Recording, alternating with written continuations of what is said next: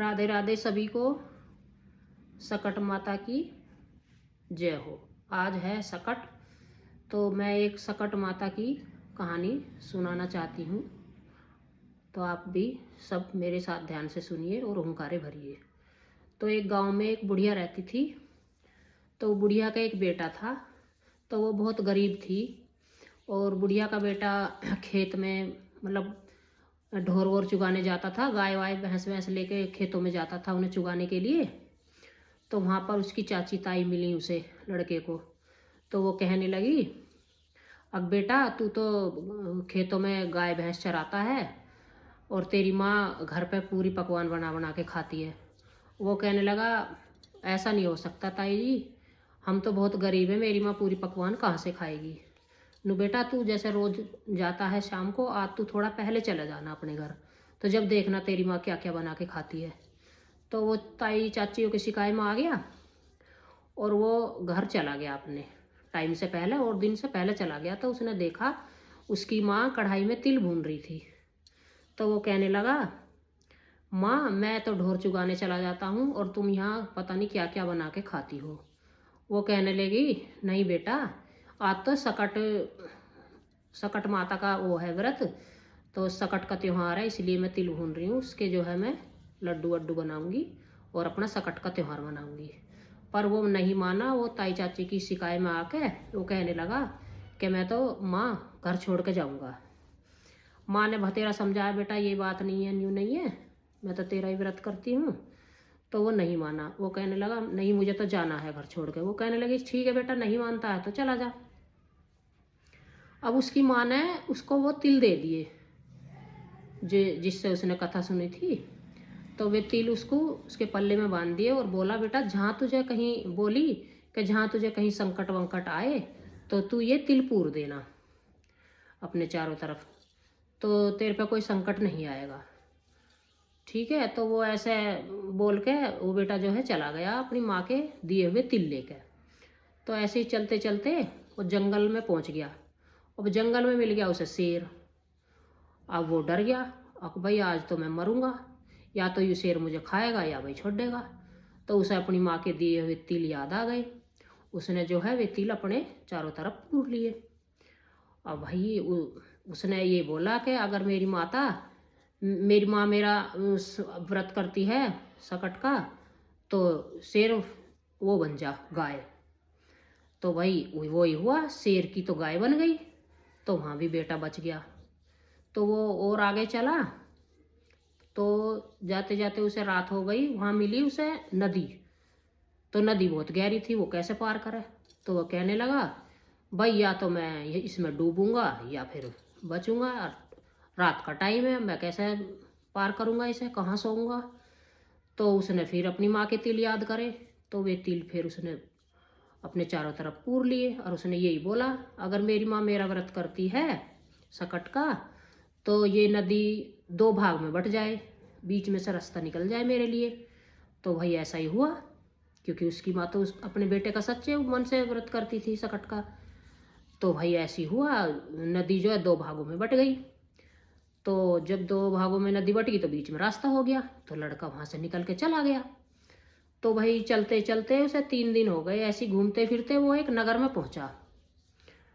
तो नगर में पहुंचा तो वहाँ एक बुढ़िया जो है पूड़े बना रही थी, और वो पूड़े बना रही थी और रो भी रही थी।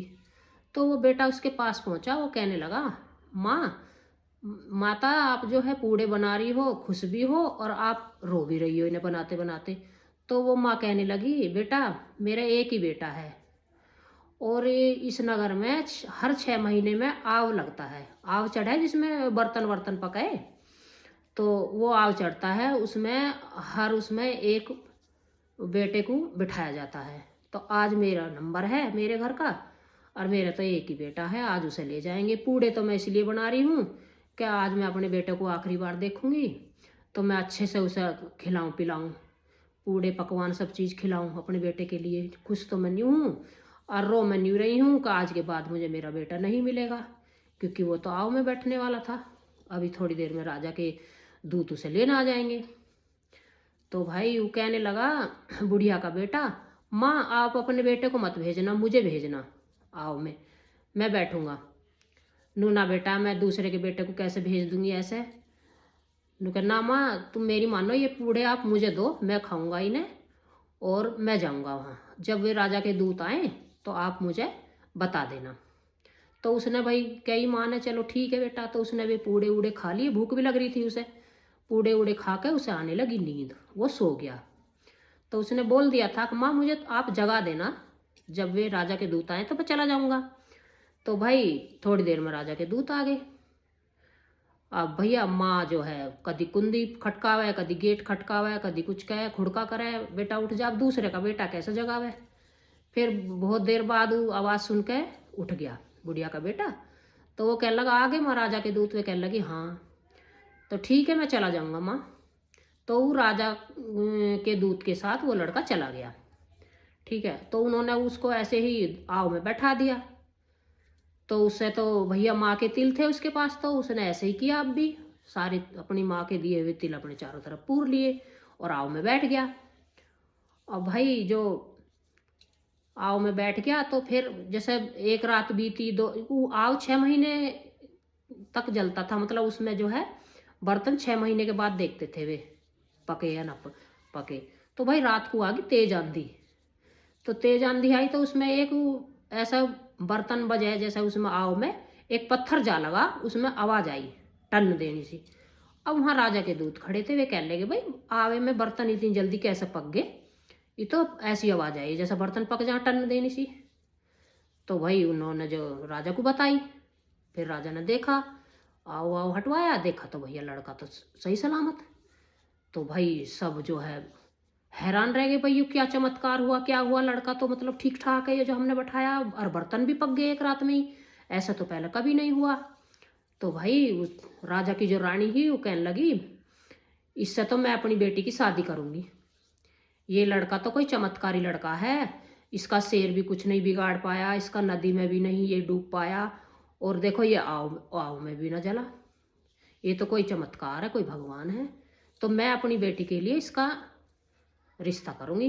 अब राजा भी खुश हो गया, चलो ठीक है अच्छी बात है। तो भाई खुशी खुशी उसकी शादी भी हो गई राजा की बेटी से। तो वे हंसी खुशी रहने लगे। एक दिन वे छत पर घूम रहे थे दोनों। तो लड़का कहने लगा, बहुत तेज घटा हुई एकदम काली काली, वो कहने लगा घूमते घूमते देखो आज जो ना हमारे देश में बहुत तेज बारिश होगी। वो कहने लगी लड़की अच्छा तुम्हारा देश भी है। वो कहने लगा और हमारा देश भी है, गांव भी है, मेरा घर भी है, मेरी माँ भी है, मेरा सब कुछ है। वो कहने लगी तो फिर हम यहाँ क्यों पड़े हैं, हम तो अपने घर चलेंगे, हम क्यों रहें यहाँ। वो कहने लगा ठीक है बोल दो अपने पिताजी से विदा करेंगे। तो भाई उसने अपने पिताजी से कहा पिताजी हम तो अपने घर जाएंगे। अब उसकी माँ भी भैया खुश होगी, अगर जमाई भैया अपने घर जाओ, बेटी धी अपने घर ही खुश रहे। तो भैया वे जो विदा कर दिया अच्छी ढाल, राजा के दूत गैल भेज दिए, अपना बहुत सामान दिया, जो देख रहे हैं अपना जैसे बेटी को विदा करें ऐसे हंसी खुशी विदा करे भैया खूब ढोल ढमाके से। तो भैया वे पहुंच गए अपने गांव में। तो उसने पहले ही लड़के ने राजा के दूत भेज दिए अपनी माँ के वहाँ, अब मेरी माँ से कहिया हो कि मैं जो आ गया हूँ। तो भैया वे गए, भैया बुढ़िया इतने दिनों में 3 साल होगी, कितने दिन हो गए, अब जो उसके बेटा के वियोग में रो रो के अंधी होगी। अब जो है भैया राजा के दूध बताने गए, अब माँ तुम्हारा बेटा आ गया, बेटा बहू आ गई दोनों। तो माँ कहने लगी अरे भैया दो रानी जिठानी यार ये तो सब मोहल्ला पड़ोस तो मेरा मजाक उड़ा गई है, तू भी मेरा मजाक उड़ाने आगा। तो वो कहने लगा ना माँ मजाक ना उड़ाता मैं, तेरे बेटा वो सही में ही आए। तो वो कहने लगी भैया उसने जो लोहे की अंगियाँ पहरी, उसने कही सकट माता से भाई जो मैं सच्चे मन से मैं व्रत करी मैंने, और अगर वो मेरा बेटा हो तो उसके मुंह में शुद्धि धार जावे। तो भैया जैसे बेटा आया तो उसकी सही में इस दूध की धार ऐसे गई उसके मुंह पे, बेटा की मूंछ वूछ सब भीज गई। तो भैया बुढ़िया जो भैया पहचान लिया हाई मेरा बेटा, और बुढ़िया की आंख भी ठीक होगी, देखो चमत्कार, माँ की आंख भी ठीक होगी। उनने बेटा जो भैया गले से लगाया, अब माँ है बीती बात तो सब, जब बेटा आगे आगा तो भैया सारी भूल जा। और माँ ने बेटा गले लगाया, आशीर्वाद दिया, बहू को भी आशीर्वाद दिया, और भैया अपने सब राजी खुशी बढ़िया होगा, सब अपने रहने लगे राजी खुशी। तो भैया हम इस कथा में ये है कि भैया अपने जैसा इस बुढ़िया की गैल पहले हुआ ऐसे किसी की गैल ना हो, और जैसे बाद में हुआ घर बसगा अपना बेटा उल्टा आगा बहू आ गई और भैया रजी खुशी सब रह लगे, तो ऐसा सबके साथ हो। तो जय हो सकट मैया की। तो जैसा इस सब मतलब राधे राधे, और कहानी कुछ जो सुने वो हम करे भरे भैया।